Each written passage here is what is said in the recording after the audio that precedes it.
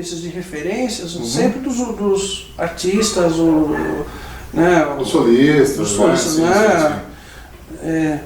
Mas tem músicos que, por exemplo, o Sétimo Paiolete,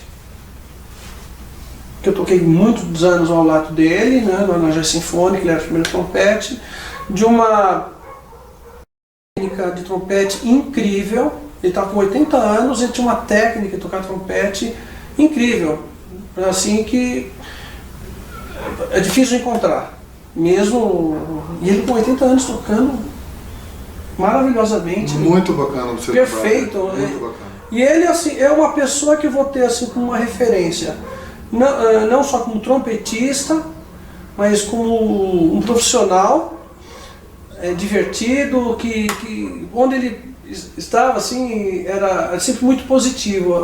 Acho que é isso que faz a diferença também do músico, do instrumentista e o artista. Eu considerava ele como artista, porque sem egos, sabe? Ele queria tocar. É um cara que ele no camarim assim, ele pegava os trompetistas, vamos tocar o Carnaval de Veneza, cada um faz um compasso, cada um faz uma nota, brincando assim, sempre com o trompete na mão. É muito. Nossa, então, o cara que esse vai ficar no coração. Eu achei fantástico você mencionar ele. Não, sim, o Buda. Aliás, parabéns pela entrevista com o Buda, né, que infelizmente eu não estava aqui, estava viajando, foi quando ele veio a falecer. Esse cara foi excepcional. Aí quando eu falei que eu estava estudando na Fundação das Artes, eu tinha vários concertos, o Nelson Aires com a Big Band dele, e o Hamilton Godoy tinha acho que era um noneto, tocava o Carlos Alberto, o Roberto Sion, o Bolão e o Buda. Puxa. E aí eu lembro que eu sentei na primeira fileira aqui, assim, assisti o cara de perto, de frente, né? Eles tocaram um tema do... Eu lembro que eles tocaram um tema do Nat Arner e o Work Song, e eu conheci o tema por causa das aulas, né, de prática de grupo. Eu quero ver um cara de verdade tocando trompete e tal. E tocou, e quando apresentavam, eles estavam apresentando os músicos, eu já sabia, eu era fã de carteirinha dos caras, e ele tinha um trompete, eu tinha um trompete da mesma marca do dele, aí eu enchi todo orgulhoso, tem um trompete igual ao seu, é mesmo, não sei o quê. Aí ele veio me abraçar, conversar. Então esses nomes daqui estavam ao lado, porque a gente tem... Isso acho que já está passando, já passou de esquecer. Sabe? Esquecer quem está aqui pertinho da gente. Porque às vezes, por exemplo, um músico esse ou aquele não foi um músico de capa de disco, né? Mas ele teve um valor tão grande, tem um valor porque o legado fica. A pessoa vai, mas o legado que a pessoa deixou, e que a gente vai fazer a prova disso, foi que quando eu lhe falei do que o Tião escrevia na aula, eu vim encontrar no livro da Laurie Frink. Pois é. E o João Leari, quando foi estudar com a Laurie Frink em Nova York, ele falou assim, olha, ele falou as mesmas coisas que você fala, assim, olha, mérito é do Tião. Mas você sabe, isso é uma coisa que a gente precisa respeitar. Porque eu assisti um vídeo ultimamente do Arturo Sandoval conversando com o... Oh, meu Deus... com o Wayne Bergeron. Ok. Lá em Los Angeles. Isso. E aí, cara, ele falou, o Arturo estava comentando quando ele foi fazer uma aula com o Van Hassel. E o Van Hassel abriu o Max para ele estudar, a primeira lição. E foi incrível, porque o capitão, ele tinha a mesma postura com a gente. Tocar o mais piano possível, tal. Aí no outro dia, não precisa ser tanto assim, mas era um equilíbrio que ele estava buscando. E eu fiquei super encantado de ver que, olha só, não tem muita diferença não tem... Porque o conceito está aí já há décadas, né? Essa coisa da flexibilidade é interessante, Porque eu acho que o professor que ele é rígido no conceito, ele acaba uma hora sendo contraditório, sim. Eu acho. Sim, então, sim. Eu vi assim, e não é, eu ouvi assim uma entrevista do maestro que regendo a orquestra de Viena, a Filarmônica de Viena, aqui em São Paulo. Ele falou sobre a questão da flexibilidade, ele estava falando de andamentos. Ele falou uma coisa muito, o maestro russo, né? Ele falou assim, quando a coisa é rígida, e os andamentos são rígidos e tem que ser aquilo, a música fica chata, tudo fica chato. Porque o pianíssimo é relativo, o tocar pianíssimo depende. O pianíssimo de você tocar uma big band pode ser diferente de você tocar no quarteto, música de câmara. Então essa rigidez de que tem que ser assim,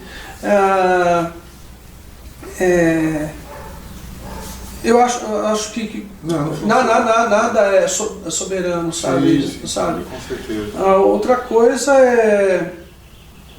eu acho interessante aquele músico, por isso que eu acho que, inclusive naquele livro, na entrevista com Stravinsky, que ele fala que o que chama atenção na música são o trompete no jazz.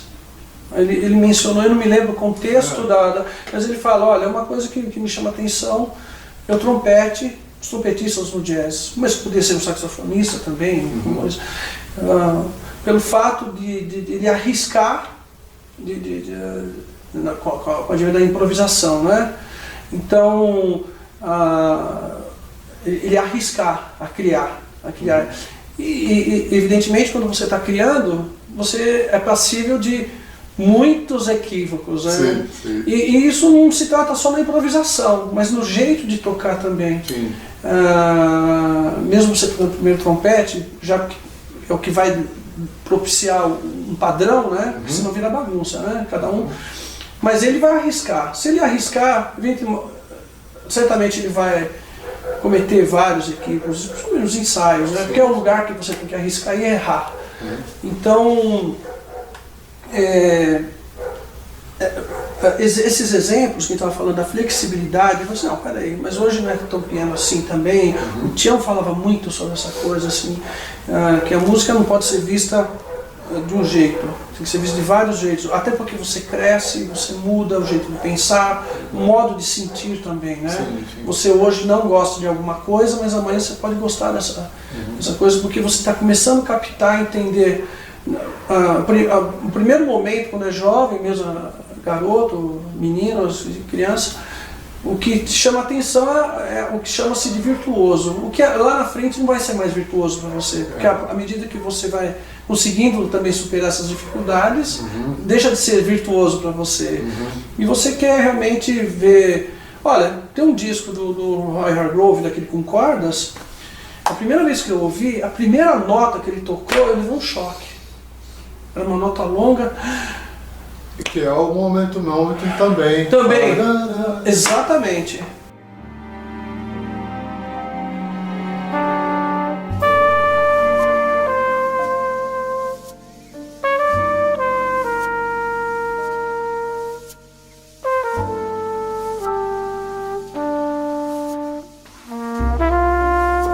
Eu levei um susto. É um choque. Ele tocando flugelhorn, notas muito longas, tal, e enfim.